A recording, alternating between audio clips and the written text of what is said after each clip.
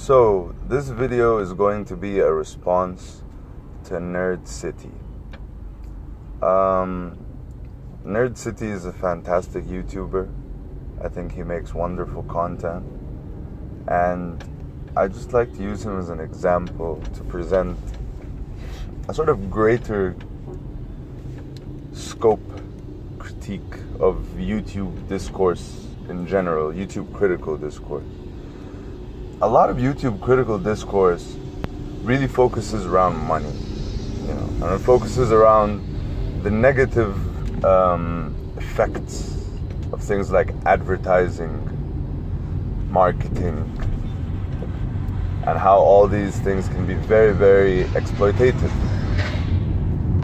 But within that critique, one finds several striking, stunning contradictions that really have to be pointed out. And the stunning thing is that they do have to be pointed out because they've become so normalized in our time. So Nerd City is just an example, and he's a fantastic YouTuber, and I almost feel bad for calling him out, and I'm not calling him out. This is just a critique of the contradictions in his discourse. So, because I think it's a more ambitious and critical discourse than your average popular YouTuber. And so it serves as a more difficult example for me to critique, because his own critiques of other people and of their role in the negativity of the system itself is quite nuanced at that. So here's the thing, right? Nerd City will criticize someone for exploitative advertising techniques. Like Jake Paul, he'll criticize the fuck out of them for that. But then he will advertise something like Skillshare. And you see, the problem here lies within something. It lies within the fact that it's a very small jump for him to make, for a man of his intellect, to go from exploitative advertising against children is bad to advertising in general is only, slightly less bad. I think that's a very small leap for him to make. And I think that his claim, because I think that his claim about the fact that he's being honest about when he's advertising, okay, that's great, but you're still advertising,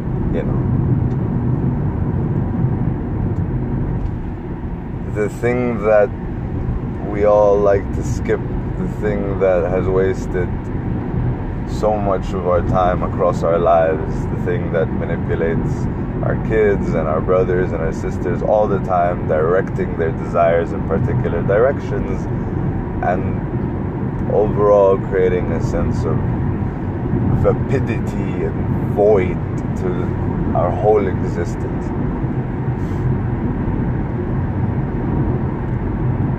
So yeah, it just seems like so simple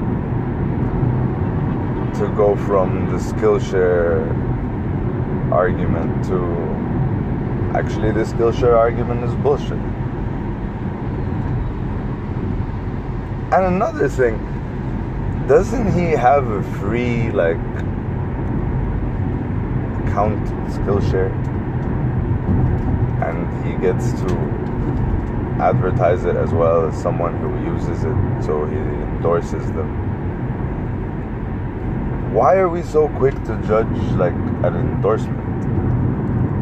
He can have credibility. Hell, he could even be telling the truth, but there's still a reason outside of pure benevolence and recommending something that's actually good than him actually saying it. There's a reason he's recommending Skillshare and not Skillshare's competitors, of which there are many. There are more specialized websites. You could use a host of websites. You could use a combination of 5 or 6 websites in tandem that are more specialized in the fields you prefer and have a better experience in Skillshare, probably. Probably, I'm not saying this is necessarily true, but I think if a man of Nerd City's caliber and intellectual caliber, who is able to make these nuanced critiques and deep dives into people's YouTube pages and really find all the contradictions, and he can see this contradiction as well, is that he could give us a better solution if his purpose was to give us a solution. But he is a paid advertiser, and there is nothing wrong with a more fundamental critique of advertising.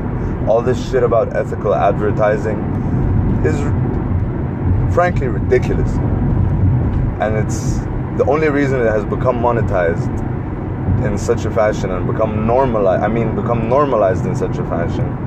It's become monetized because it makes so much money. Yeah, convincing people that they need shit that they don't need makes a lot of money. Wow, what a revelation. But yeah, the reason it has become so normalized is because there's so much goddamn money in it. No one's doing this for the love of it. Advertising is not something you do because you're fucking passionate about it. I'm sorry. I would literally stand up to someone who is saying, I am passionate about marketing, look them in the eye and be like, dude, you either do not understand what marketing and advertising are, or you love some part of it that isn't the actual manipulation. But if you love the manipulation, then you are an incredibly cynical, borderline amoral person, if you understand it fully and have given into it. Or you love some part of it, and that's what you love about it, and you've given into the normality of it. Sure, you can apply your art to shitty billboards, and technically you're applying your art, and maybe that might make you feel good. But is that really what you're passionate about, Mr. Marketeer? Do you really want to manipulate people? Because that's what it is, and you know that's what it is. And so, in this discourse that I'm presenting, I'd really love it if it was a dialectic with Nerd City, because I think he's intelligent, and I think that he is a case in point as well of someone who is able to, frankly, undergo doublethink, to criticize advertising while putting it forward. Not because his critique is wrong, but because his critique just avoids his own level of advertising. It's just, one step short of reaching his level of advertising. And it should be very easy for him to see that. So yeah, Nerd City, why don't you present us with a combination of other websites, or a tool to pick a combination of other websites? I think these are tasks maybe you could do, since you're so interested in making us learn skills that would be more beneficial for us than Skillshare. And there might not be as much money in it for you, but it'll help us more if that's what you really want to do. But my point of view is, there's a reason that you're advertising Skillshare, and it's normal, and it's normalized, and it's a perfectly normal thing for a stand-up, intelligent citizen like yourself to do. But I really don't think it should be. All the best, everyone. Peace out.